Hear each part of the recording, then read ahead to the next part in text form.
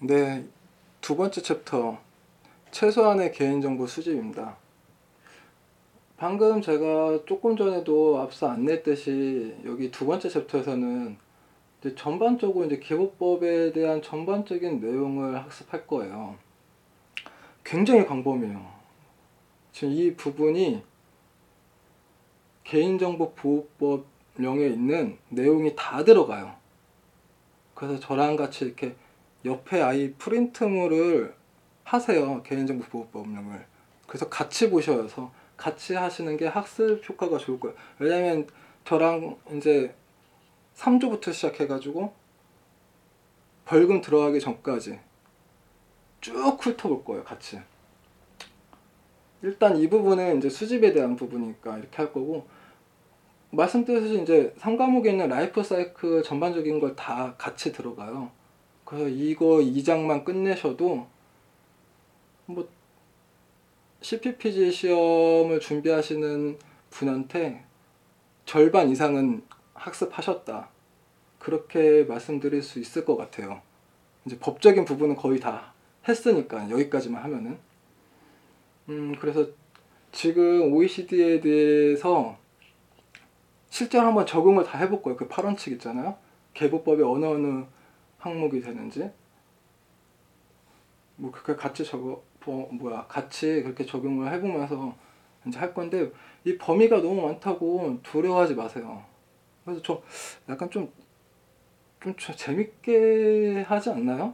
약간 좀 이렇게 푼숙기 있게 막 이런 말 저런 말도 많이 하고, 뭐 약간 좀 사례를 많이 좀 들기도 하고,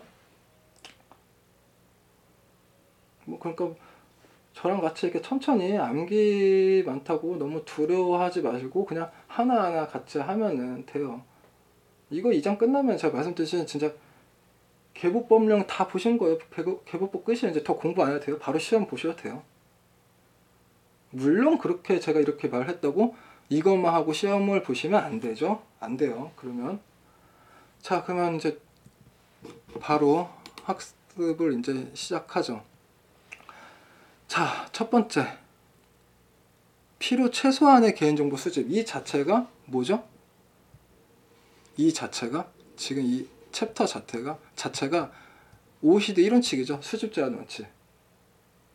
그래서 지금 보시면은 개보법에 이제 수집에 관한 이제 법적인 근거들을 제가 이렇게 한번 쭉 찾아봤어요. 이거 말고 뭐 더 있을 수도 있겠죠? 제가 찾은 건 여기까지예요. 수집에 관한 거. 사실 지금 이 15조 있잖아요. 이 15조. 뭐 몇 조가 중요하다는 거 아닌데, 뭐 이렇게 법령 좀 많이 보시면은 좀 익혀요. 이 15조 같은 경우에 개인정보 수집에 관한 부분인데, 지금 결국에는 이게 근거죠. 이걸 토대로 뭐 이런 조항들이 다 있는 건데, 개인정보 수집 제한. 여기에는 뭐 이제 이렇게 고요식별, 민감정보, 고요식별 안에서 또 주민등록번호, 영상정보, 또 업무 위탁 양도. 아, 제가 이걸 빼뜨렸네요. 만 14세 어린이죠. 어린이 14세 미만은 법정 대리인이 있다는 거. 뭐 제가 이걸 왜, 네, 이 부분이 빠졌네요. 이것도 있어요. 이거 말고는 이제 없을 거예요. 제가 지금 이거를 지금 개법법령을 다 보면서 이렇게 뽑은 자료들이니까. 어쨌든 지금 수집 제한의 원칙은 지금 근거령들은 다 이렇게 있고요. 이 근거령에 한해서 이제 수집 제한을 찾아볼 거예요. 뭐 찾는다는 표현 좀 같이 학습을 하는 게 맞죠. 자, 그 전에 저희가 먼저 알아야 될 게 있어요. 뭐가 있냐면은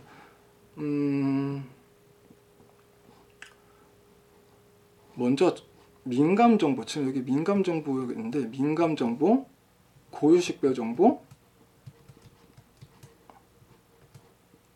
또 주민등록 처리에 대해서 또 있고, 또 있어요. 뭐 이렇게 있고, 또 수집에 대해서 동의를 획득한 다음 수집하는 게 있고, 동의 없이 또 수집을 할 수가 있어요. 동의 없이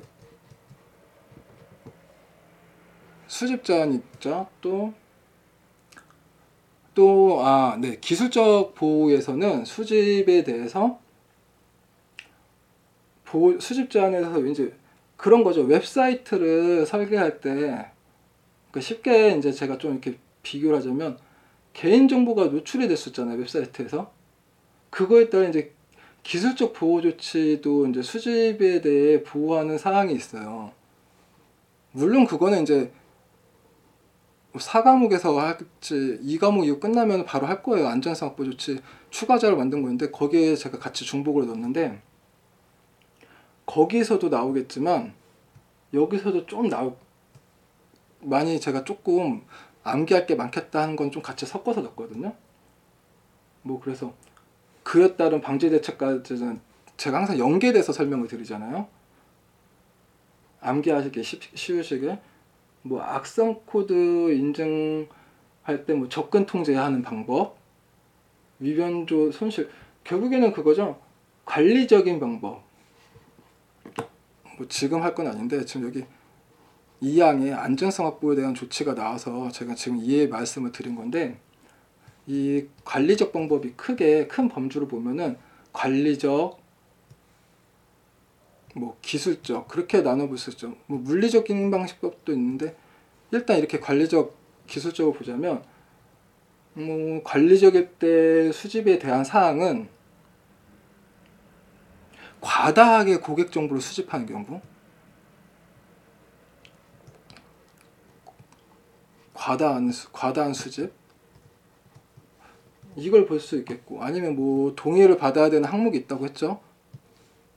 그 절차를 누락했다거나 뭐 그런 것들이 있을 테고, 또 기술적인 거에는 SSL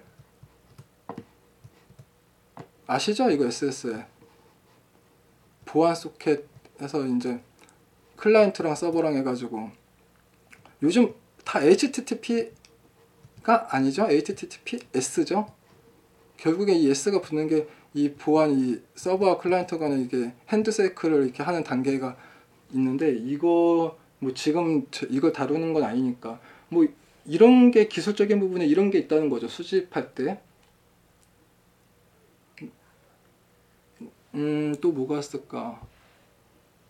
네, 뭐 딱히 생각나는 게 없는데, 어쨌든 지금 이렇게 학습하기 전에 먼저 저희가 민감 정보를 알아야 돼요. 그래서 먼저 보자면 23조 민감정보 처리 제한. 개인정보 처리 제한은 사상, 신념, 노동조합, 정당의 가입, 탈퇴, 정치적 견해, 건강, 성생활, 이걸 민감정보로 정하고 있어요. 네, 제가 뒷부분 한번 보시죠. 그 민감정보란 지금 제가 말씀드린 게 있고, 사실 중요한 거는 이거예요. 제가 법을 보실 때 3단으로 보라고 하셨잖아요. 개인정보보호법이 있고, 그 다음 시행령이 있어요. 그리고 시행규칙이 있죠. 법은 국회가 만들고, 시행령은 대통령이죠. 그 다음에 이렇게 뭐 이제 차관이래. 각 부처 이렇게 쭉쭉 내려가면서 이제 실무 뭐 담당하시는 공무원분들은 이제 뭐 지침 이렇게 세부적으로 점점점 이렇게 이렇게 좀 더 가면 갈수록 약간 좀 더 디테일해지죠. 사실 이 시행령이 대통령령이에요. 이때는 유전자 정보, 그리고 범죄 기록, 이 두 가지 이거 분명히 암기하셔야 돼요. 왜냐면은 제가 지난번에 기억하실지 모르겠는데, 제가 쓸데없이 제가 과거의 민감 정보를 말씀드렸어요. 그 얘기를 왜 했을까요? 제가 푼수라서? 말이 많아서? 네, 네, 맞습니다. 그럴 수도 있는데 항상 연계에 대해서 생각을 해야 된다고 했어요. 제가 그때 당시에 뭐 대통령 얘기를 하려고 했던 게 아니라 대통령 얘기를 꺼내면서 정치 얘기가 나오고 정치 얘기를 하면서 정당 얘기까지. 그래서 결국엔 민감정보 뭐 어떻게 설명을 드렸는데 결국에는 민감정보는 이거예요. 이거 여러분들이 구별을 하셔야 돼요. 만약에 제가 약간 좀 극단적으로 비교를 한다고 했죠. 제가 딱 하나만 제가 가정을 할게요. 그 이해되실 거예요. 여러분, 제가 흰머리가 있어요. 새치머리가 있어요. 저한테는 굉장히 민감해요. 자, 그러면은 저는 저한테는 굉장히 민감하고 이런 민감한 정보를 남한테 알리기 싫어요. 제 새치머리가 있어요. 흰머리. 여러분, 이게 민감 정보가 아니에요. 민감 정보 맞다 아니다? 아니에요. 저한테는 민감하더라도 여기 있는 것만 민감 정보예요. 이해되시죠? 끝났네요. 일은 끝난 거예요. 그래서 보면은 법령에 의한 민감 정보는 사상, 신념, 노동조합, 정당의 가입, 탈퇴, 정치적 견해, 건강, 성생활. 자, 여기 노동조합하고 정당 같은 거는 이제 비공식적으로 만든 거 있죠. 뭐 예를 들어서 비공식이 뭐가 있을까요? 제가 엊그저께 이렇게 영화를 다시 보기를 했는데 범죄와의 전쟁을 다시 봤거든요. 너무 극단적이죠. 범죄단체 범죄단체를 비교하려는 게 아니라 비공식적 얘기잖아요. 자, 이게 민감 정보 아니에요? 어차피 범죄 기록이구나. 네, 그저 범죄 기록이 되겠네요. 어차피. 네, 그 갑자기 김일성이 농담한 게 생각나네요. 그저 멀다고 하면 안 되겠구나. 네, 네. 결론은 비공식도 여기 포함된다는 거. 정당이나 노동조합에. 그리고 대통령이 이게 중요하다고 했죠. 구별하셔야 돼요. 대통령으로 되는 민감 정보와 그 일반 법령에 있는 민감 정보. 그래서 이 민감 정보는 원칙적으로는 수집이 금지예요. 네, 원칙적으로. 근데 사용할 수 있는 경우가 있죠. 당연히. 어떨 때냐면 법령에 의할 때. 당연한 거예요. 법에 의할 때요. 그리고 두 번째, 불가피할 경우. 어떨 때 불가피할 경우?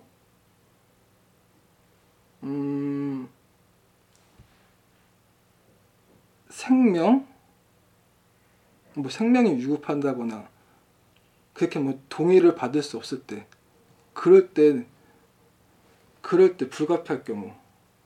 그건데 원칙적으로 수집 금지이기 때문에 이 항목을 민감 정보에 사용하려면 결국에는 별도로 동의를 받아야 돼요. 추가 동의를 받아야 돼요. 이거는. 그러면 지금 제가 불가피할 경우에 대해서 제가 설명을 잘 못 들어가지고 오히려 더 복잡하게 생각하실 수 있는데, 불가피할 경우, 생명이 불가피하다는데 별도로 동의를 받는다? 말이 안 되죠. 지금 제가 설명을 잘못 들었는데, 그러니까 위급한 상황 말하는 거예요. 위급한 상황일 때 그때고 이걸 이렇게 구분을 지었어야 되는데 제가 실수를 했네요. 엔터키를 한번 더 쳐줄 걸. 그래서 이런 민감 정보는 별도의 동의 절차고, 조금 더 이해하기 쉽게 또 가상의 또 시나리오를 만들어 볼게요. 뭐가 있으려면은 이렇게 해볼까. 만약에 장애우에 대한 공공기관 말고 민간 기업일 때, 비영리 기업일 수도 있죠. 복지니까. 자, 복지를 하는 데서, 회사에서 장애우에 대한 혜택을 제공할 때 개인정보 수집이 필요해요.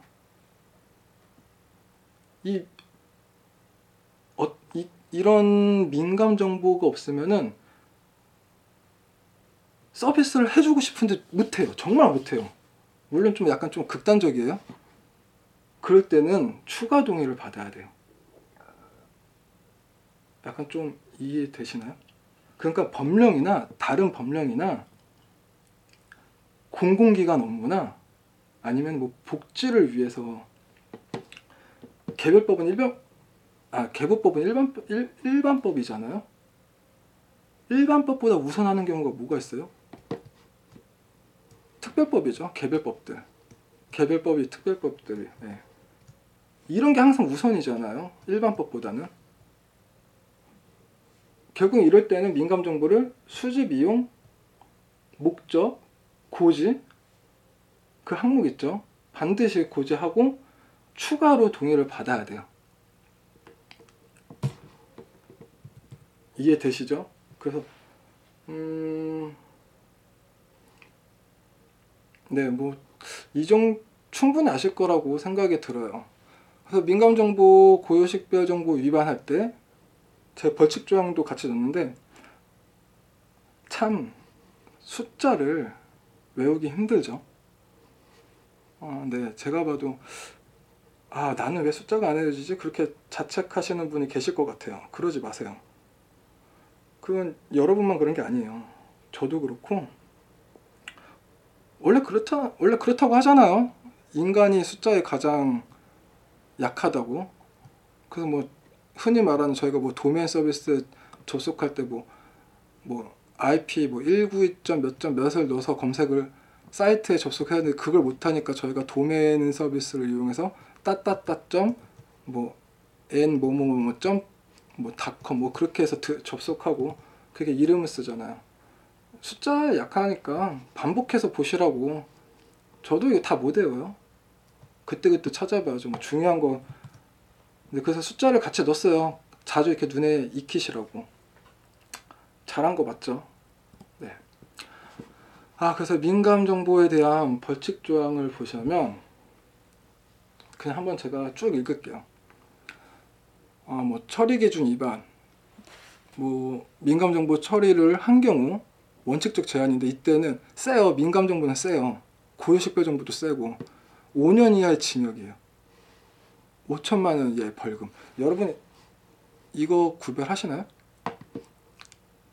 벌금하고 과태료 구별하세요? 구별하셔야 돼요. 이거 제가 뭐 저는 당연히 아실 거라고 했는데 제가 저번 스터디 할 때 이거를 좀 모르시는 분이 좀 계시는 것 같아가지고 벌금이 뭐냐면 이게 형사처벌이에요. 막말로 좀 약간 좀 이렇게 좀 극단적으로 표현하자면 예전에 저 어렸을 때 이렇게 뭐 뉴스 보고 그러면 뭐 저 사람은 뭐 감옥 가서 뭐 빨간 줄이 뭐 호적에 빨간 줄 건다는데 옛날에 아주 옛날에는 전산 처리가 아닐 때 이렇게 수기로 행정 처리할 때는 뭐 이렇게 호적에 뭐 이렇게 빨간 줄로 이렇게 딱딱 그었다고 해요. 뭐 이렇게 뭐 감옥 같은 데 갈 때. 그래서 뭐 빨간 줄 간에 뭐 그런 말 했는데 요즘엔 뭐 다 전산 처리고 저는 뭐 그 시대에 살지 않아서 모르겠지만 어쨌든 형사처벌이 굉장히 센 거예요. 자, 그럼 과태료는 무엇이냐? 법을 어긴 거죠. 이것도 법을 어긴 건데 뭐냐면 여러분 담배꽁초 얘기는 좀 그렇고 길거리에 이렇게 쓰레기 버린 적 있으세요? 물론 안 되죠. 길거리에 쓰레기를 버리면 안 돼요. 근데 무단횡단 불법이죠. 근데 한 번씩 안 해보신 분은 없으시죠? 한 번씩은 다 해보셨을 거예요. 자, 그러면은 이걸 걸리면은 걸리면은 좋은 건가요? 나쁜 건 모르겠는데, 자, 무당이다 하다가 걸렸어요. 그러면은 이때 내는 돈 있죠? 이게 과태료예요. 벌금이 아니라. 이 과태료는 안 내도 아무것도 없죠. 물론 나중에 이자 붙어요. 그래서 뭐 이거 과태료가 쌓이고 하면은 뭐 체납액 뭐 엄청 큰 많은 뭐 몇몇 부자들은 일부러 이걸 계속 안 내가지고 뭐 체납액이 뭐 몇 억 뭐 그렇게 된다는데, 그거는 다른 세상 이야기고, 어쨌든 과태료는 뭐 그렇게까지 쌓일 정도까지 가면은 범죄죠, 사실은. 네, 아무튼 그렇게 좀 구별을 하셔야 돼서, 벌금은 형사처벌이기 때문에 벌금형이 붙는 거는 보시면은 징역도 붙어요. 징역이거나, 징역이 감옥 가는 거죠. 징역이거나 벌금이에요. 자, 그러면 과태료는 징역형이 안 붙어요. 한번 보죠, 뭐. 보면 이해가 빠르시죠. 자, 원칙적 제한. 이거 겁나 큰 거예요. 원칙적 제한인데 사용했다는 거죠. 처리한 거죠. 5년 이하 징역.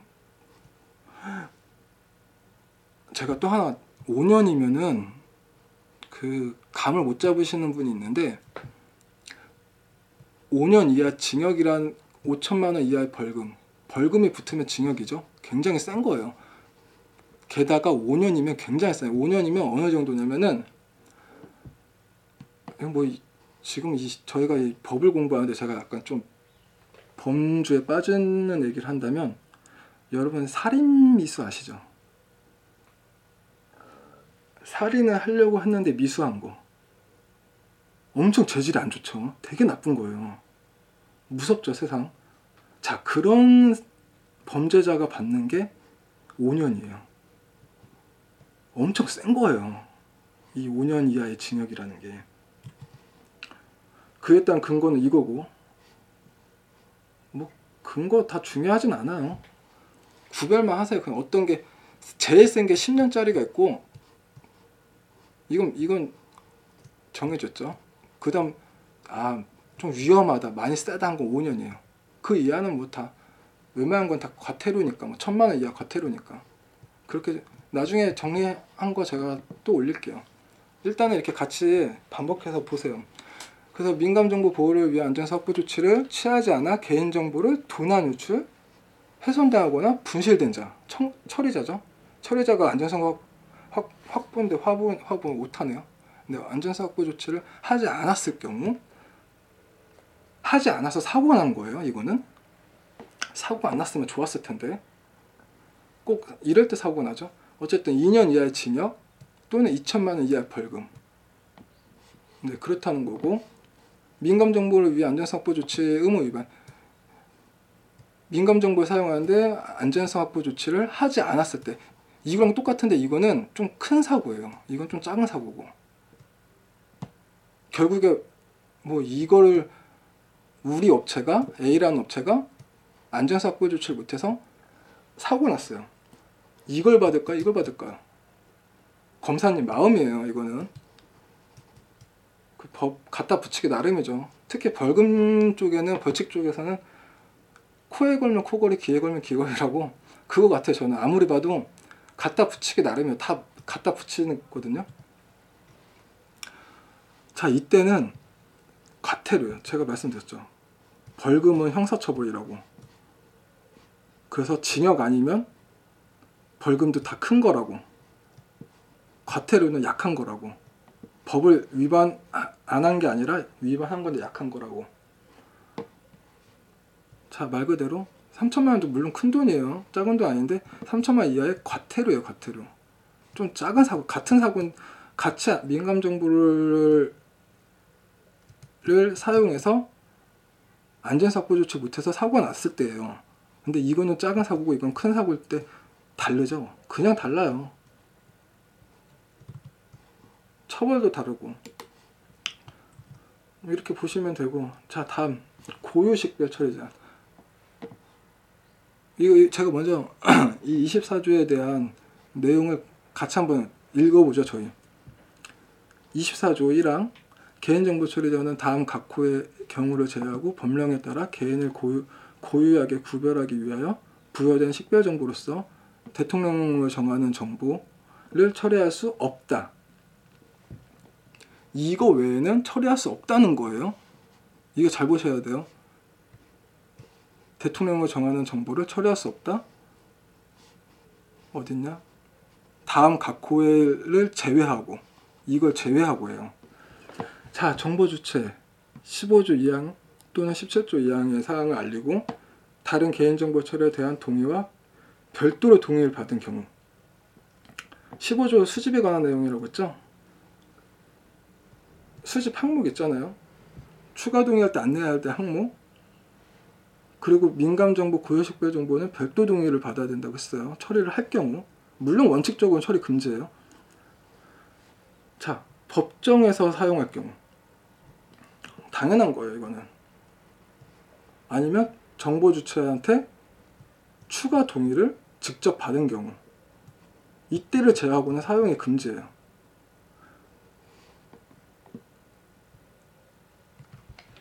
그래서 다음을 보시면 여기에 제가 고유식별을 해놨어요. 고유식별 정보 뭐가 있어요? 주민번호, 여권인데 죄송해요. 여권이에요. 여권. 여행 갈 때 쓰는 여권. 운전면허 번호, 외국인 등록번호.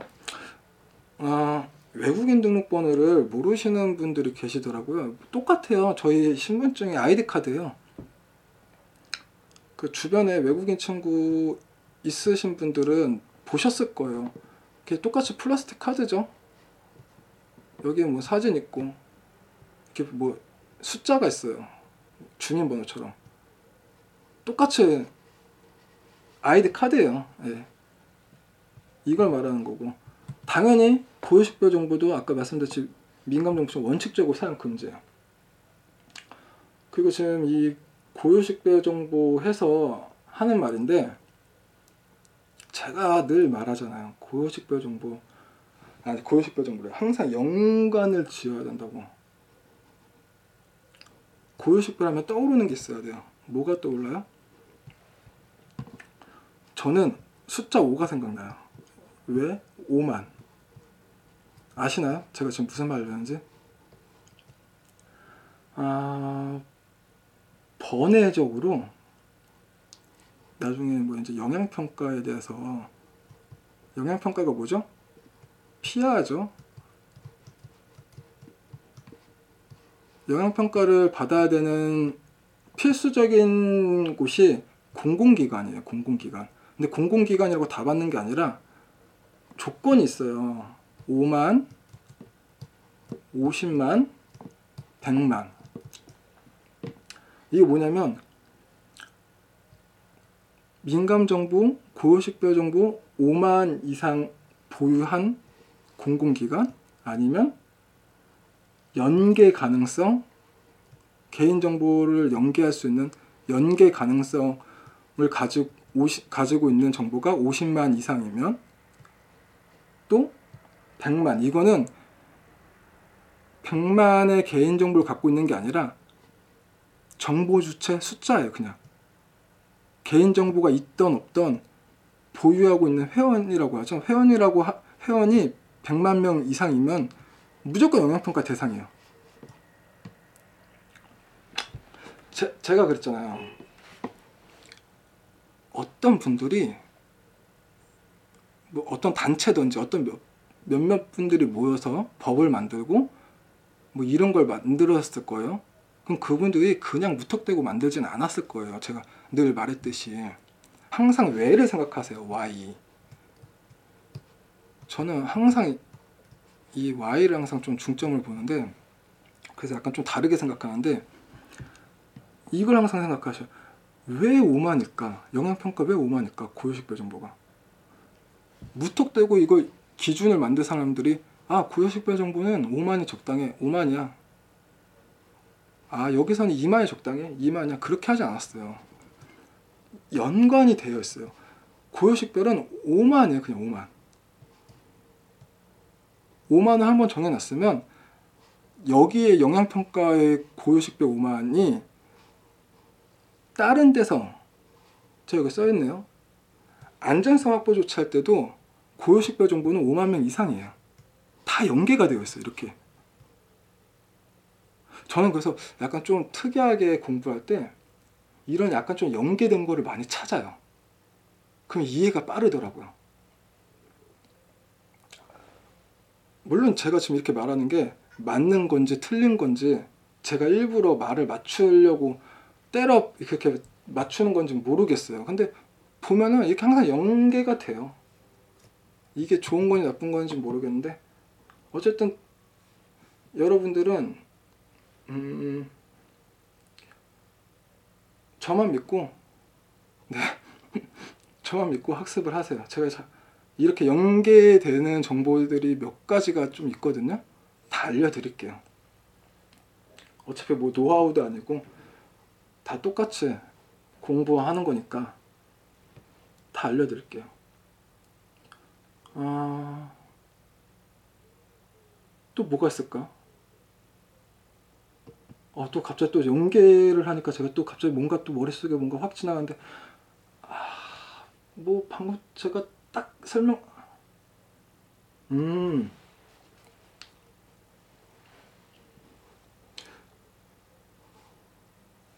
일단 진행할게. 그게 맞겠다. 일단 진행하고 제가 지금 이거 네 하고 설명드릴게요. 자, 별도 동의를 받는 경우 물론 제가 이렇게 원칙적으로 처리 금지라고 했죠. 민감 정보도 마찬가지고 당연히 예외사항이 있어요. 똑같아요.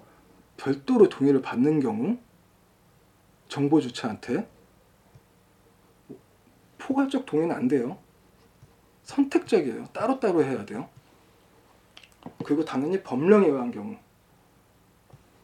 결국 그거죠. 뭐 생명이 급박한 거 뭐 그런 것들 아니면 뭐 다른 법령이 있거나 그런 거죠. 이렇게 지금 이렇게 별도 동의 받을 때는 처리자가 입증을 해야 돼요. 왜 내가 서비스를 제공하기 전에 이런 항목을 수집을 했는지. 물론 그런 권리는 자율규약이라고 제가 말씀을 드렸고요. 자율규약에 한해서 정보 처리자가 수집할 수 있는 권리가 먼저 우선권이 있다고. 물론 나중에 차후에 입증을 해야 돼요. 그리고 한 가지 더 말씀드릴 게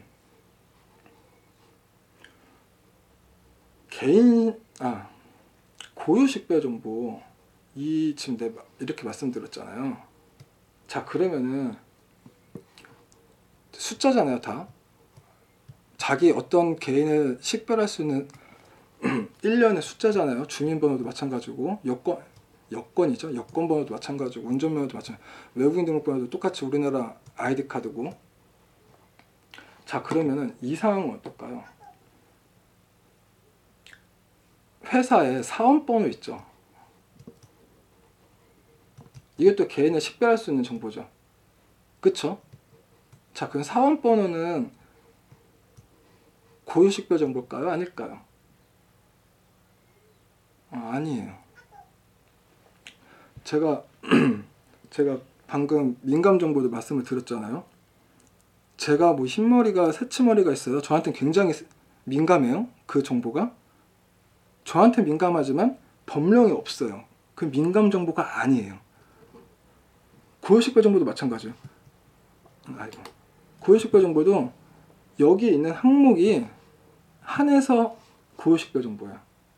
뭐 회사 사원번호 그런 거는 고유식별 정보가 아니에요. 그 원칙적으로는 사용 금지고.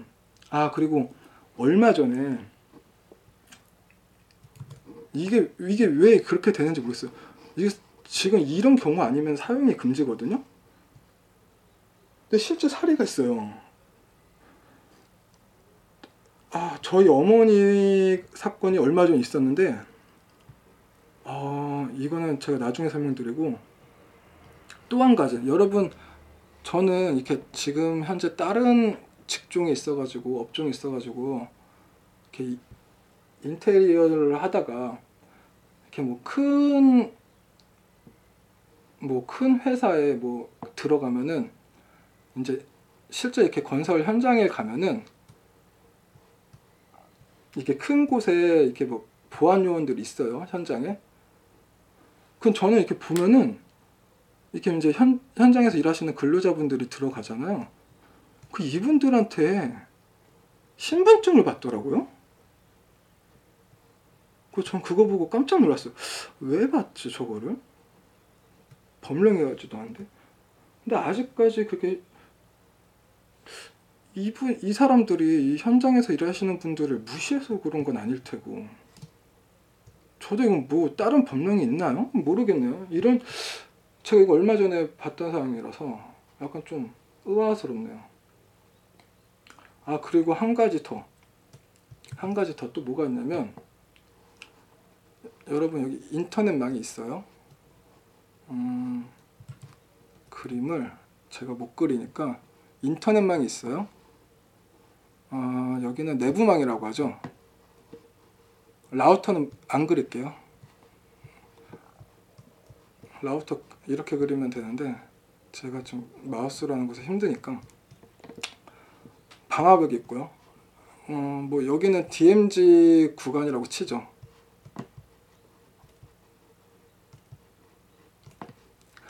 여러분 그거를 좀 아셔야 돼요.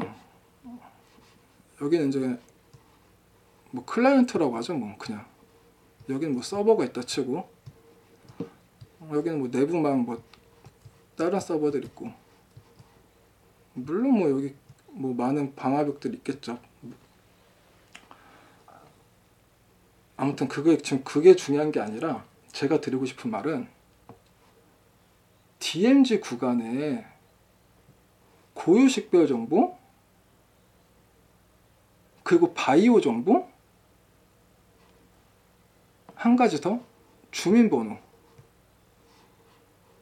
여기 DMZ 구간에 저장할 때는 무조건 암호화예요. 왜냐? DMZ는 외부망하고 똑같아요. 굉장히 위험한 구간이에요. 그렇죠? 이걸 말씀드리고 싶었어요. 그 내부망에다 할 때는 주민번호는 당연히, 주민번호 같은 경우는 무조건이에요. 무조건 암호화 대상이고, 고유식별 정보, 이거는 공공기관 같은 경우는 아까 방금 말씀드렸던 영향평가 결과에 따라서 암호화를 할 수도 있고 안 할 수도 있고, 민간 기업일 때는 영향평가를 해도 되지만, 갑자기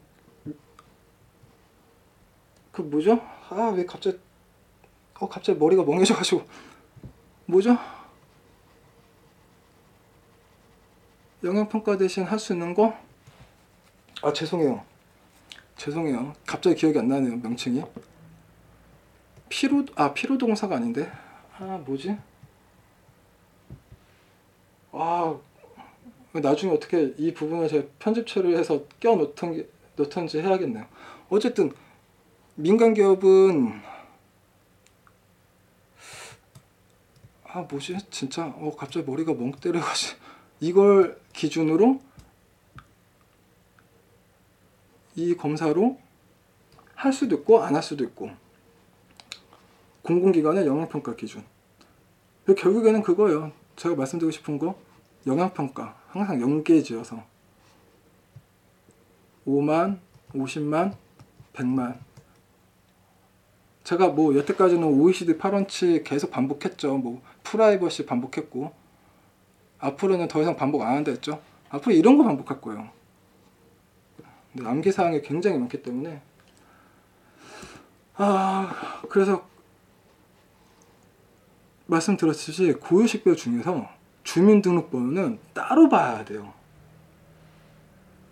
왜냐하면 법정주의거든요. 법정주의가 뭐냐면, 제가 표시를 안 했나? 법정주의는 그냥 법 아니면 사용을 못해요. 그냥 무조건 안 돼요. 무조건 그냥 그리고 아까 말씀드렸듯이 내부망이라 하더라도 암호망이에요. 그래서 지금 사실 주민번호를 지금은 취급을 안 하죠. 현재. 한번 읽어보고 넘어갈게요. 어쨌든 민감 정보 있고 고유식별번호 있죠. 이 중에서 고유식별 중에서 주민번호 이거 따로 보셔야 돼요. 주민번호는 따로 취급을 해요. 이 부분에 대해서 굉장히 중요하다는 걸 좀 각인을 하셨으면 좋겠고요. 자, 24조의 2절이에요. 24조 2절 주민번호 처리 제한 1항 24조 1항에 불구하고 개인정보 처리 제한 다음 각호의 하나에 해당하는 경우를 제외하고 주민등록번호를 처리할 수 없다. 처리할 수 없어요. 자, 그래서 처리할 수 있는 경우 이거죠. 법령이에요. 법령에 의한 경우. 두 번째, 이거는 정보 주체가 동의해도 안 돼요. 동의해도 사용하는 게 아니에요. 이거는 정보 주체 동의가 아니라 급박한 생명. 굉장히 급할 때 막 뺑소니 사고 당했어요. 굉장히 생명이 위급해요. 그럼 뭐 가족한테 알리고 뭐 그러려면 뭔가 뭐 어떻게 해야겠죠? 이럴 땐 뭐 수집을 할 수 있다는 거죠. 뭐. 약간 좀 비교를 좀 약간 너무 극단적으로 들었나? 네. 의식이 없을 때 어떻게 주민등록번호로 가족을 찾을 수 있는 건 아닐 텐데. 아무튼 뭐 비교를 하자니까 뭐 그렇게까지 비교가 됐는데 그런 경우. 그리고 감사에 의한 경우. 누구를 뭐 땡큐가 아니죠. 감사한다는 게 아니라 감시를 할 때, 감사할 때 보면은 주민번호 처리가 불가피한 경우 행정부 안전을 경향이고 이게 있어요. 뭐가 있냐면 주민등록 보호법이라는 게 따로 있어요. 특별법이죠. 진짜 글씨 안 써져요. 번호 등록법이 있어요. 특별법이에요. 이 법에는 뭐가 있냐면은 행정안전부 있잖아요. 행정안전부가 이제 이건 공공기관에 항한 경우에 이거는 공공기관에 대해서 이제 행정안전부에 이제 무슨 부처는 아니고 과들이 있겠죠. 무슨 과 있겠죠. 주민과라고 있어요. 주민과가 있는데 여기서 이제 공공기관에 한해서 지금 보유하고 있는 주민등록번호가 있을 거 아니에요. 각 공공기관에. 그걸 어떻게 활용한다거나 뭐 제공하는 그런 이용에 대한 실태를 지도 점검을 해요.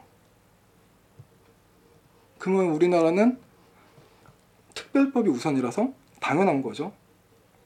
감사를 따라야 돼요. 제가 언제 한번 이거 설명드렸나요? 행정안전부가 각 부처 중에서는 제가 약간 좀 극단적으로 표현하는 거 좋아한다고 했잖아요. 갑이에요, 갑. 최고예요, 최고. 갑질할 수 있는 그 법령이 많아요. 뭐 갑질이라는 표현은 좀 그런데 좀 이해하기 편하시라고 이렇게 표현했는데 굉장히 많아요. 그래서 이렇게 보시면 21조 2 같은 경우 보면은 암호화를 해야 되는 대상인데 지금 현재는 이 기간들이 다 지난 후죠. 다 암호화를 해야 돼요. 이거는 이 법령 근거 전에 있던 시대에 있는 사람들은 이거에 근거가 생겼으니까 이때까지 다 이렇게 암호화를 하라고 한 건데 지금은 다 해야 되는 거고 지금 또 수집을 또 따로 못하죠.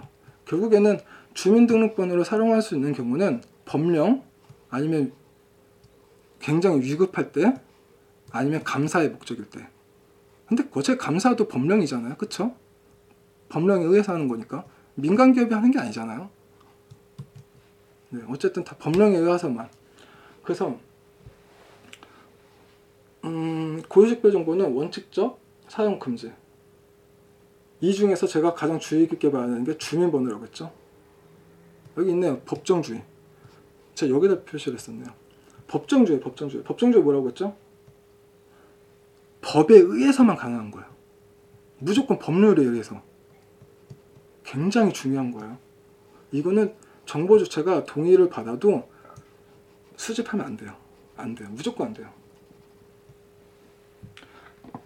또 한 가지 또 제가 또 이걸 또 비교를 하자면, 예를 들자면, 이렇게 뭐 요즘에 취업 준비생들 많잖아요.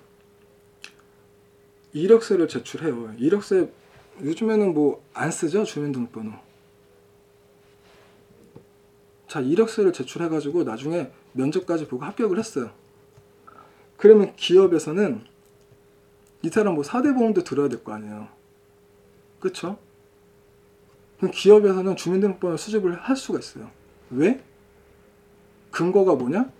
근로계약 체결을 위해서.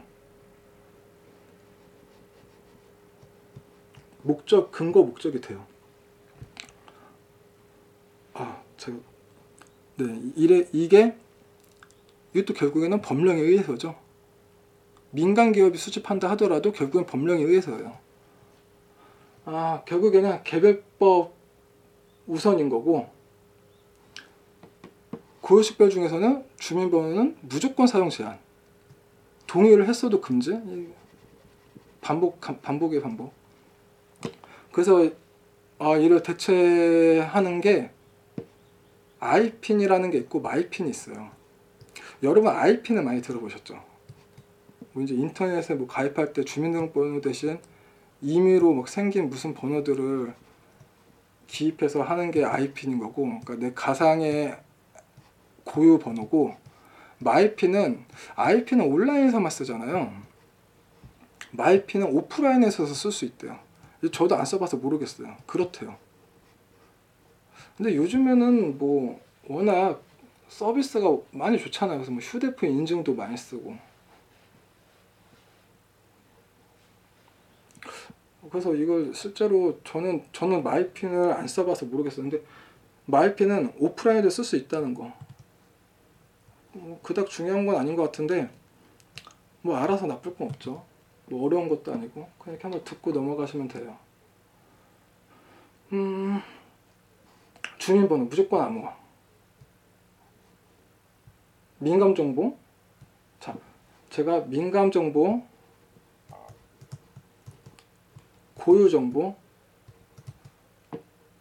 이거는 공공기관일 때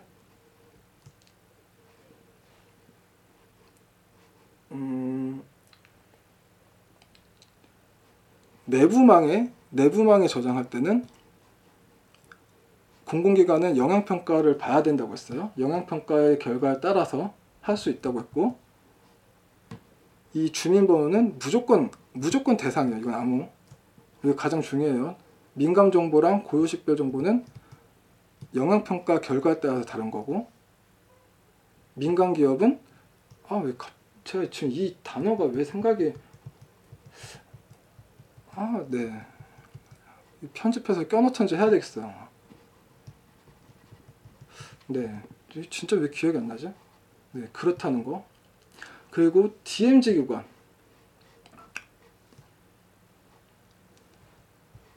의무예요. 이거는 무조건이에요. 이것도 고유 주민번호 당연한 거죠. 내부망에도 무조건 안 보니까 고유 식별 정보, 주민번호. 그리고 저 헷갈렸던 게 민감 정보라고 저는 했는데 민감 정보가 아니에요. 바이오 정보예요. 물론 바이오 정보가 민감 정보인데 이 안에서 민감 정보가 포함이 되는 게 아니죠. 바이오 정보만 들어가는 거죠. 저는 약간 좀 범주를 이렇게 잡아가지고 제가 잘못 알고 있었는데, 고유 정보, 주민번호는 당연한 거고, 그리고 바이오 정보, DMZ 구간 암호화해야 돼요. 그 내부망일 때는 그 영향평가, 네, 영향평가를 봐요. 제가 이렇게 계속 연계를 하는 이유가, 고유식별 정보 5만 명 이렇게 제가 계속 이렇게 연결하죠. 저는 약간 좀 저는 리버싱 되게 좋아하거든요. 막 뜯어보는 거. 왜 저렇게 만들었을까? why? 굉장히 좋아요. 어쨌든 여러분들은 제가 그렇게 연계되는 정보를 찾아서 알려드릴게요. 그러면 조금 더 이해가 편하실 거예요. 아, 이거랑 이거랑 따르게 외우면은 힘들겠죠? 근데 같이 외워버리면 쉬워요. 그런 거예요. 아, 다시 한번 정리하자면 민감정보, 고요식별 정보는 처리 제한이에요.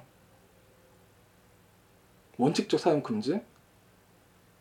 근데 예외적으로 사용이 가능한 경우가 있어요.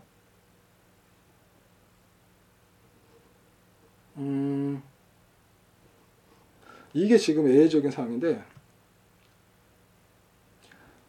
정보 주체한테 추가 동의, 별도 동의는 추가 동의예요. 필수 동의로 받는 게 있고, 포괄적으로 그 선택적으로 동의를 받는 게 있어요. 선택적으로 필수 추가 동의를 받아야 돼요. 아, 그리고 법령이죠. 공공기관이 소관의 업무를 한다는 거는 법령에 의한 거예요. 자, 이게 가장 중요해요. 그러면 사실은 원칙적 사용 금지인데 사용할 수 있는 경우죠. 이게 중요한 거예요. 이게 지금 공공기관일 때 해당하는 것들이거든요. 좀 암기를 좀 정리를 하셔야 돼요. 일단 한번 쭉 읽어볼게요. 개인정보를 목적의 용도로 이용하거나 이를 제3자에게 제공하지 않으면 다른 법률에서 정하는 소관의 업무를 수행할 수 없는 경우로 보호위원회의 심의 의결을 거친 경우. 이 첫 번째에서는 이게 가장 중요하거든요. 이해되시나요? 개인정보를 목적으로 이용할 때 제3자에게 제공하지 않으면 다른 법에서 소관 업무를 할 수 없을 경우, 공공기관이 업무를 할 수 없는 경우는 안 되죠. 소관 업무를 하기 위해서는 다 법령에 의해서 할 수 있는 경우인데, 근데 이렇다고 다 할 수 있는 게 아니라 보호위원회에다가 심의계를 거쳐야 돼요. 그래서 보호위원회 수락이 떨어져야지 사용할 수가 있어요. 왜 지금 이 부분이 이게 가장 중요한 거거든요. 이게 왜 있냐면 공공기관에서 개인정보 처리하는 일이 많겠죠. 당연히 많겠죠. 공공기관이다 보니까. 그럼 당연히 민감정보 고유식별조 처리할 일이 많겠죠. 그럼 그 많은 자료를 이런 조항 없이 없다면 남발하는 사건이 생겨요. 남발하지 않도록 보호위원회에 허락을 받아야 되는 거예요. 그래서 이 조항이 있다는 거, 이게 중요해요. 이 조항이 왜 있냐 이해를 하셔야 돼요. 그러면은 여러분들 이런 비슷한 게 나와도 아, 당연히 저게 왜 있으니까 목적이 그거니까 그거에 따른 걸 답을 찾을 수 있겠죠. 남발금지요, 남발금지. 자, 두 번째, 조약, 국제협약의 이행을 위해 외국 정보 또는 국제기구에 제공하기 위해 필요한 경우.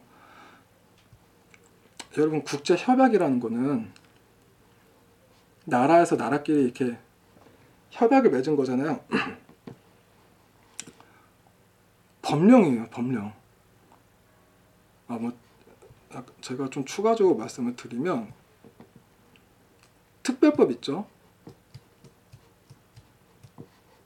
협정이 있어요. 국제협정. 어떤 게 우선이에요? 뭐가 우선권일 것 같아요? 특별법이 우선일까요? 아니면 국제협정이 우선일까요? 꺽쇠를 어디로 할 것 같아요? 특별법이 우선이에요. 자, 그러면 국제협정이 있어요. 일반법이 있어요. 어떤 게 우선이에요? 협정이 우선이에요. 일반법은 제일 힘을 못 쓰죠. 특별법이 제일 세요. 힘으로 따지면. 이거 좀 번외적으로 알고 계세요. 왜냐면은 이거 아시면은 나중에 도움이 많이 되실 거예요. 뭐 연계에서 제가 늘 말하자면 항상 연계에서 생각하라고. 연계에서 문제를 푸시면 잘 푸실 거예요. 자, 세 번째, 범죄 수사. 당연하죠. 범죄 수사하기 위해서 사용할 수 있죠. 법원, 형식 감호 이때 사용할 수 있어요. 결론적으로 민감정보 고유식별 원칙적으로 사용 제한이고 이 중에서 주민번호는 동의를 받아도 안 돼요. 근데 이런 사항일 때는 필수적으로 추가 동의를 받아야 되고, 이렇게 추가 동의를 받았을 때는 나중에 차후에 처리자가 입증을 해야 돼요. 그리고 공공기관일 때 법령이죠. 결국엔 법령. 그리고 감사래. 감사는 주민번호고. 이해되시죠? 여러분 여기까지는 확실히 이해를 하셔야 돼요. 지금 어려운 내용 아니에요. 지금까지는. 자, 그럼 마지막으로 복습 잠깐 해볼까요? 민감정보가 뭐라고 했죠? 제가 두 가지가 있는데, 법령에 있는 민감정보, 사상, 그쵸? 신념, 그리고 노동조합이 있다고 있어요. 조합, 그리고 정당. 기억하시죠? 왜냐면은 제가 쓸데없이 지난 시간에 제가 제 과거 일을 말씀드린 게 쓸데없이 말씀드린 게 아니죠. 결국에는 푼수라서 말씀드린 게 아니라, 물론 저는 제 민감정보가 과거였으니까 말씀드린 것도 있지만 안 잊어먹을 거 아니에요. 여러분들은 그때 저 사람이 저 말을 했었지 하면서. 그리고 이 노동조합 같은 경우는 꼭 법에 등록이 안 돼 있어도 된다는 거, 뭐 이런 것들이 있고. 성생활. 성생활은 잊어먹을 수가 없네요. 저는 남자라서. 민감정보네요. 네, 그런 분들 있잖아요. 이렇게 성소수자, 뭐 이렇게 홍석천 씨나 하리수 같은 씨처럼 이렇게 약간 좀 특별하신 분들, 이런 분들은 민감정보 충분히 범주에 들어가죠. 또 정당, 또 정치, 네, 정치적 견해. 이 외에는 민감정보가 아니에요. 자, 또 제가 또 별도로 외워야 된다는 거. 대통령령이 뭐죠? 시행령이에요. 시행령. 네. 뭐가 있다? DNA. DNA, 유전자 정보, 그리고 범죄 정보. 이렇게 꼭 기억을 하셔야 돼요. 네. 자, 그 다음 법정 대리인. 이 법정 대리인에 같은 경우는 나중에 이용 제한에도 나오고 정보주체 열람권에도 별도로 표시가 되어 있어요. 근데 일단은 수집이니까 제가 일단 수집에 넣었거든요. 이것도 그냥 한번 그냥 훑어보는 식으로 보세요. 일단은 벌금에 대한 거는 세요. 5천만 굉장히 센 거예요. 근데 다행이네요. 어떻게 보면은 벌금은 아니네요. 벌금이면 진짜 센 거죠. 벌금이 붙으면 뭐가 붙는다? 징역도 붙는다. 벌금 아니면 징역을 때릴 수가 있다는 거죠. 판사님 마음이죠. 벌금을 때릴 수 있던 거 징역. 어쨌든 이게 중요한 게 아니라 과태료인데, 과태료 치고 5천이면 굉장히 센 거예요. 약한 거 아니라는 거죠. 그 어린이들은 결국은 그거, 어린이들은 이렇게 자기의 그런 거를 약간 이렇게 뭐라고 표현해야 될까요? 저 말주변이 없어서 정확하게 인식을 못할 수가 있잖아요. 요즘 애들 되게 똑똑하더라고요. 막 초등학교 9살? 2학년? 깜짝 놀랐어요. 대화하다가. 뭐 어쨌든 근데 이렇게 인식을 못할 수가 있잖아요. 그러기 위해서 법정 대리인을 사용해야 되는 이게 있는데, 그냥 일단 쭉 읽고 제가 다시 설명을 드릴게요. 아동으로부터 수집한 법정 대리인 개인정보는 목적의 명확성 개인 동의를 얻기 위함이에요. 그 이름 연락처만 수집 가능. 이게 전화했는데 5일 동안 연락이 안 된다면 동의를 하던 안 하던 거부로 간주. 이게 무슨 말이냐면 여러분, 제가 여기서 항상 저는 이렇게 예를 들어드리잖아요. 이그잼플을 이해가 좀 되시라고 항상 이렇게 좀 극단적으로 좀 표현도 하고 그래요. 왜냐면 이해가 목적이지 뭐 그거를 뭐 그렇게 하자는 게 아니니까. 유치원 있어요. 유치원이라고 하긴 좀 그런가? 근데 어쨌든 유치원이라고 할게요. 자, 가상의 유치원이 있어요. 여기에 어린이가 한 명 다녀요. 근데 소풍을 간대요. 선생님이에요. 키가 크죠? 그럼 동의를 받아야 되죠. 어린이한테는 동의를 못 받으니까 부모님한테 동의를 받아야 돼요. 자, 그러면은 이 선생님은 어린이한테 물어볼 수가 있어요. 뭐를? 부모님 이름하고 연락처를. 자, 그러면은 선생님은 최소한의 정보만 물어봐야 되거든요. 최소한의 정보가 이름하고 연락처로 명시되어 있어요. 물론 더 다른 최소한의 정보가 있겠죠. 근데 지금 현재로서는 이게 최소죠. 이거 말고 더 필요한 건 없죠. 일단은 연락이 목적이니까.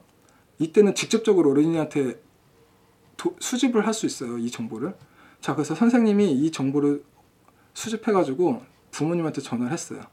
어머님 언제 소풍을 가는데 동의를 해주세요. 근데 어머니가 급해가지고 다른 일이 있어서 잠깐만 하고 끊었어요. 다시 전화할게요 하고 끊었어요.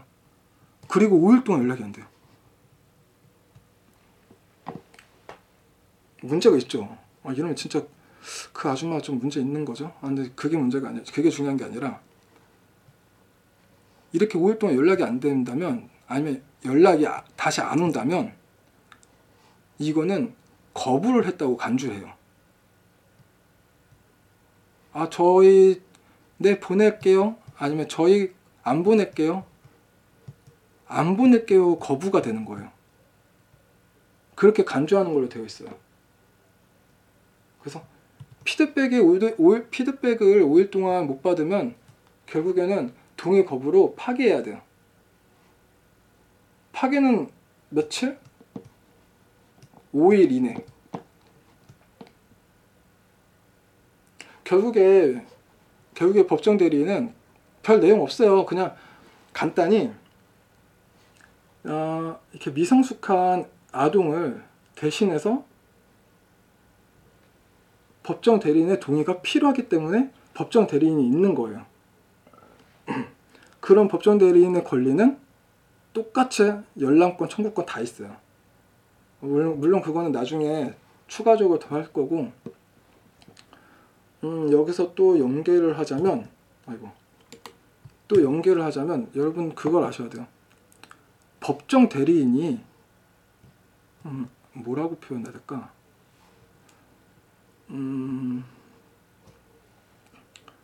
법정 대리인이 우선권이라는 게 있어요. 제가 말하는 우선권이 어떻게 표현해야 되죠? 만약에 그 어린이의 부모님이 돌아가셨어요? 그러면은 그 다음 법정 대리인이 누굴까요? 네, 그걸 말하고 싶었어요. 꺽쇠를 먼저 그려놓을까 이번에는?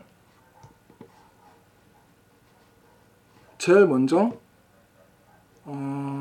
돌아가시기 전에, 부모님이 돌아가시기 전에 유언을 했겠죠. 우리 아이가 어리니까 누구누구씨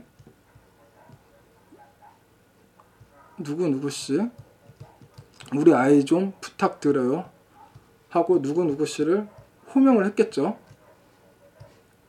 이 사람이 1번 있고, 두 번째 혈족, 부모님의 친가족이 있겠죠. 남동생, 여동생 이렇게 혈족이 있겠죠. 자, 세 번째 굉장히 먼 혈족이 있겠죠. 사촌, 오촌, 그런 혈족이 있겠죠. 그 다음 제가 약간 좀 극단적으로 표현했을 거면 시설장, 고아원 같은 시설의 장. 자, 이렇게 있어요. 우선권은 누구한테 있을까? 혈족? 2번? 2번일까요? 1번이에요. 유언자에 한해요. 유언자가 우선권으로 법정 대리인을 가져요. 두 번째는 당연히 혈족이겠죠. 세 번째 당연히 혈족이죠. 먼 혈족. 그 다음 시설상. 좀 번외로 이것까지도 알아두시면 좋을 것 같아요. 네. 또 알아야 될 가지가 알으셔야 될 것이 영상 정보. 이 영상 정보에 대해서는 좀 내용이 사실 조금 많아요. 그래서 제가 이 영상 정보 처리에 대한 거는 제가 지금 자료를 따로 만들었거든요. 그 부분을 따로 보시면 되는데 그 전에 잠깐 그냥 언급만 드릴게요. 이거 그냥 훑어보세요. 왜냐면은 지금 수집에서 가장 중요한 게 민감, 고유 했죠. 고유 중에 또 주민번호 또 특별하다고 했죠. 그 다음 법정 대리인 했죠. 글씨를 보지 마세요. 그냥 제 목소리 들으세요. 법정 대리인 했죠. 그 다음 영상 정보가 있죠. 또 제공. 그러니까 개인정보 수집에 대한 것들이 다 포함되는 게 이런 것들인데, 이런 것들을 먼저 하고 그 다음 이제 뭐 동의를 받고 뭐 그렇게 할 거예요. 그렇기 때문에 이걸 다 일단은 수집에 대한 부분, 수집 제한에 대한 부분 알으셔야 되니까, 일단 이거는 나중에 제가 추가 자료를 만들었지만 일단 보세요. 그냥 수집에 가는 거니까 뭐 반복해서 학습하면 좋죠 뭐. 안 잊어먹을 거 아니에요. 25조 했어요. 그리고 한 가지 더. 제가 이따가 계보법이랑 망법이랑 비교를 할 거예요. 여러분들은 계보법에도 있고 망법에도 있는 것도 중요하지만 계보법에 있고 망법에 없고, 계보법에 없고 망법에 있고, 이런 것들이 있어요. 이런 것들이 중요하죠. 이런 것들이. 이 법은 어디에만 있고 이 법은 어디에만 있고, 이런 구별점을 정확하게 짚으셔야 돼요. 영상정보 처리기기는 계보법에만 있어요. 굉장히 중요해요. 무조건 이거는 꼭 알으셔야 돼요. 그래서 제가 이거는 추가 자료를 만들었는데, 일단 보세요. 다 누구든지 다음 각호의 경우를 제외하고는 공개된 장소에 영상정보 처리기기를 설치 운영해서는 안 된다. 영상정보를 공개된 장소에는 설치할 수가 원래는 없어요. 근데 이런 근거들로 인해서 설치할 수가 있는 거예요. 자, 첫 번째, 법에 허용하는 경우, 당연히 법률에서는 당연한 거예요. 범죄, 당연한 거죠. 시설 안전, 화재, 당연한 거. 화재래. 교통 단속. 여러분, 제가 처음 학습하기 전에 용어 정리 꼭 보시라고 했죠. 영상정보 처리기기의 정의를 보셨나요? 뭐 지금 그게 중요한 내용은 아니지만, 운전을 하시다가 카메라 있잖아요. 과속 카메라를 찍는 카메라가 있고, 또 어느 뭐 경기도나 서울 이 사이에 카메라가 있어요. 구간. 어느 지방을 가면은 그 구간을 지나갈 때 카메라가 있어요.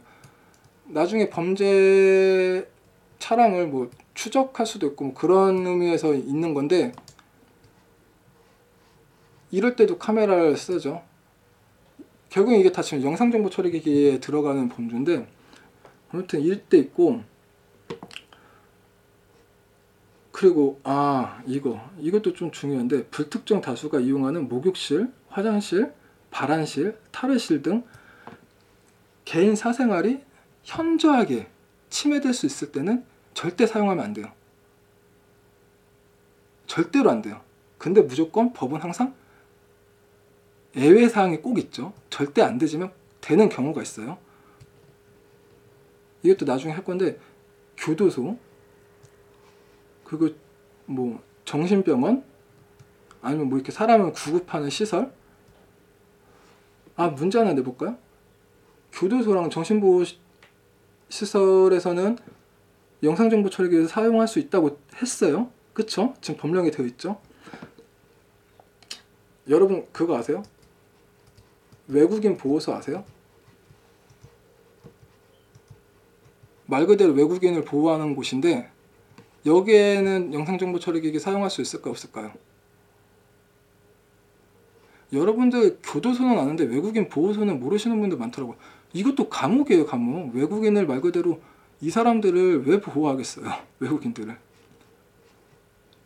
범죄를 저질렀으니까 교도소 대신 외국인 보호소에 보호하는 거겠죠? 네, 이것도 감옥이에요. 구금시설이에요, 구금시설. 네, 그렇고 단 이런 구금시설에 영상정보를 달 때는 충분히 해야 돼요. 뭘 해야 되냐면은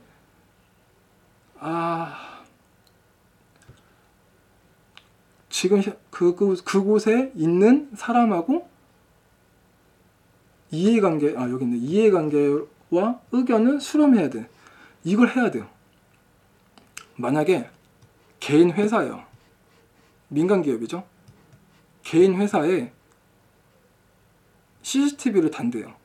내부에다가, 외부 말고 내부에다가 직원이 뭐 이동하는 것도 볼 수 있고, 아니면 뭐 여기에 무슨 금고가 있는데 뭐 재산 보호를 위할 수도 있고.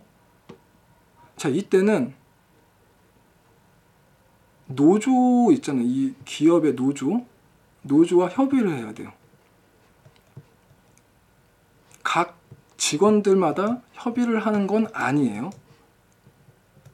이거 기억하셔야 돼요. 각 직원이 아니에요. 그냥 노조 있죠? 이 각 직원들의 모여 있는 노조에 의해서 협의를 해서 이해관계를 수용을 시켜야죠. 그래서 할 수가 있어요. 이거 중요한 내용이었고요. 또 보면은 안내판을 설치해야 되는데 의무예요. 안내판은 무조건 설치해야 돼요. 이거는 의무예요. 의무. 안내판. 근데 제외되는 사항이 있어요. 군사시설. 당연하죠. 군사시설 CCTV 달았다고 광고할 수 없잖아요. 그 국가 중요시설, 발전소 그런 데는 영상 정보할 때 이 안내판을 설치 안 할 수가 있는데 기본적으로 안내판을 설치해야 돼요. 그거 말고는 그건 다 해야 돼요. 안내판 설치는 의무라고 했죠? 그때 들어가는 항목들이에요. 자, 설치 및 장소, 촬영 시간, 그리고 관리 책임자랑 연락처, 그리고 그 밖에 대통령이 정한 사항이 있는데 만약에 위탁을 하는 경우가 있잖아요. 영상 정보에 대해서. 그쵸? 위탁사가 수탁사한테 넘기는 경우가 있겠죠. 이 부분을 맡아달라고. 그때는 수탁받는 자의 명칭과 연락처도 기입해야 돼요. 이름하고 연락처. 아무튼 이 항목은 필수사항이에요. 대신 이 안내판의 크기, 개수, 크기랑 개수는 자율이에요. 네, 자율적으로 선택할 수 있어요. 그래서 조금 더 보자면은 영상정보 처리기의 운영자는 설치 목적과 다른 목적으로 임무를 조작하거나 다른 것을 비춰서 하면 녹음 기능을 사용할 수. 이거 굉장히 중요해요. 제가 영상물은 개보법에 있다고 했잖아요. 그래서 문제가 많이 나오는데 녹음, CCTV를 달 때 녹음은 절대 하면 안 돼요. 큰일 나요. 진짜 큰일 나요. 이거는 굉장히 벌금도 세고 아무튼 지금 그 내용을 하는 게 아니고 지금 어차피 수집에 가는 거니까 그냥 전체적으로 쭉 한번 훑어만 보는 거예요. 자, 개인정보가 분실, 돈에 유출되지 않도록 안전사 확보 조치를 해야 된다. 물론 이에 따라 공개되는 것도 있어요. 정보유출 요구할 때 공개하는 것도 있고 요구를 거부할 수 있는 사항도 있고 나중에 다 할 거예요. 영상정보 처리자 운영자는 대통령의 정안에 따라 영상정보 처리기 운영 관리 방침을 마련해야 한다.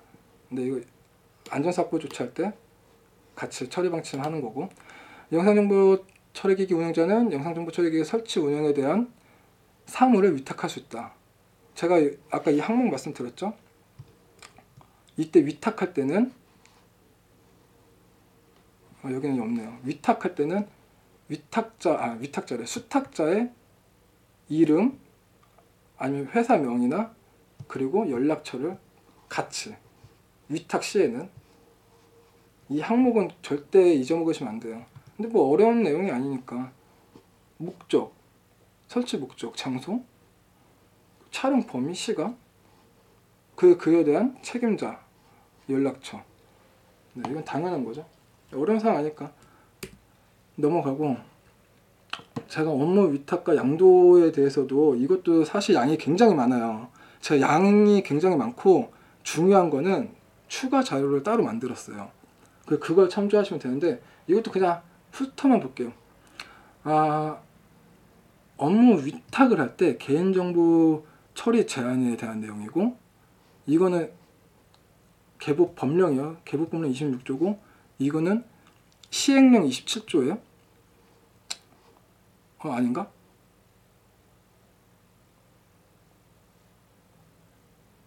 제가 지금 헷갈리네요. 죄송해요.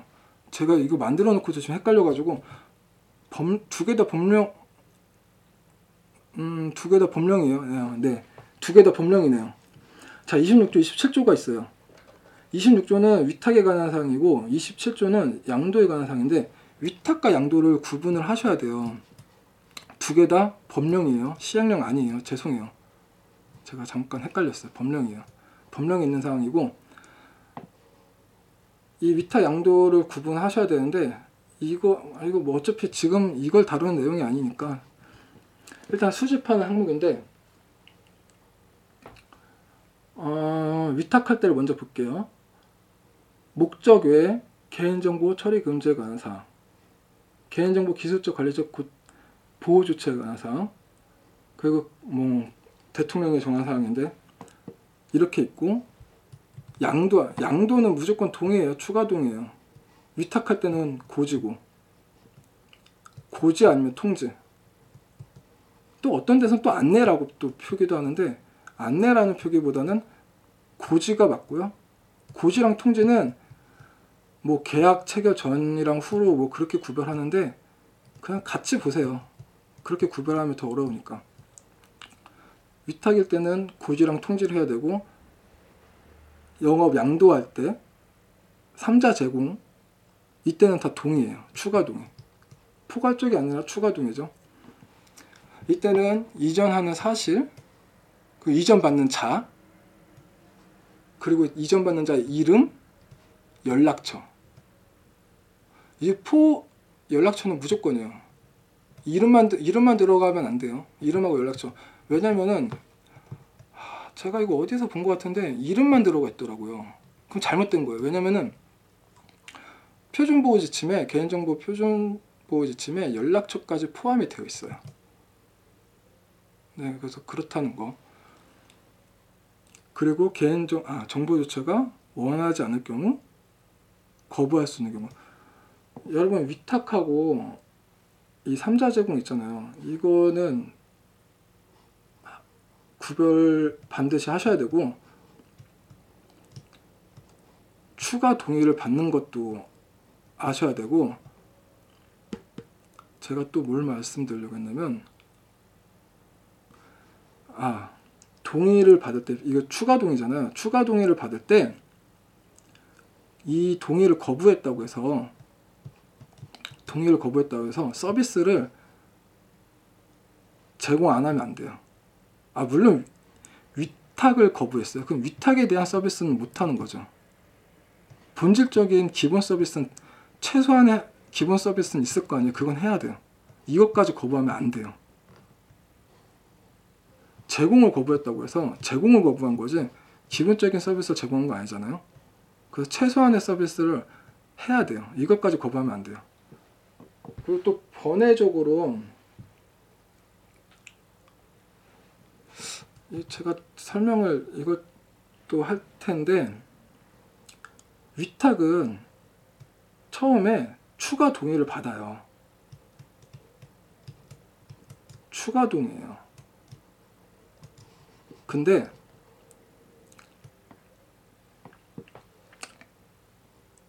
이거는 지금 해봤자 더 헷갈리게 하니까 제가 나중에 같이 설명하도록 할게요.